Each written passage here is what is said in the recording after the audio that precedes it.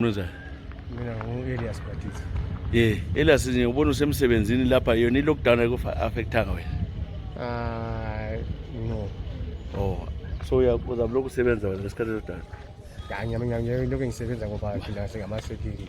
Okay, so incwadi uyabula yini bathini uyi-essential? Ya, kumele besinike. Njengoqasa namhlanje kuthiwa ngo-3 uvalwe ngo-6 ntambama kumele sonkhaya.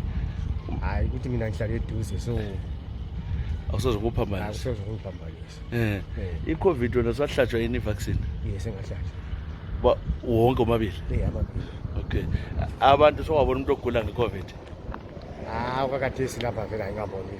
Vela zakumbone wena? Hayi ngase ngibone. So into oyizwayo kuphela? Sibonga ukuzwa. Ukuthi kuyagula. Kodwa abantu nxa ukhangelwe njengosecretary usebenza abantu bathini abantu bayenza lokho kuthiwa yi-social distancing? Ya, bayenza.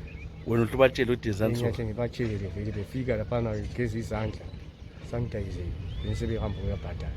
Okay, so okay msezi uhle ubalungise vele bangangeni.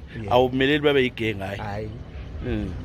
Abantu nxa bekhuluma lawo nxa lapho hlala khona bathini bayesaba yini? Hayi umkhuhlane bayosaba so. Bawesaba?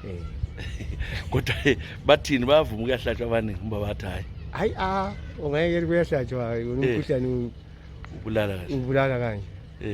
Akumele uhambe uyohlatshwa. So wena nxa utshayisa lapho uhlwe ngikhaya? Amaphoyisa ngakumisa uyathini? Ngiyabe ngigqoka i-uniform ngiyabatshela ukuthi ngivele emsebenzini. Ubakwekele? Okay, sebeqalisile upatrol amapholisa? Yes, sebaqalise. Bahambe ebusuku la? Bayahamba. Okay, so ungathini wena kubalaleli abalalele ngas'isikhathi?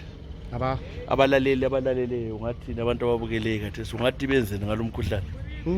Awumali kumele silandele umthetho esiwunikwa yena ngohulumeni ukuthi gqoka ama-mask mangokuthi kuthiwa yi-6 o'clock kumele siyabe sesendlini Ngo-6 o'clock? ngo-6 o'clock.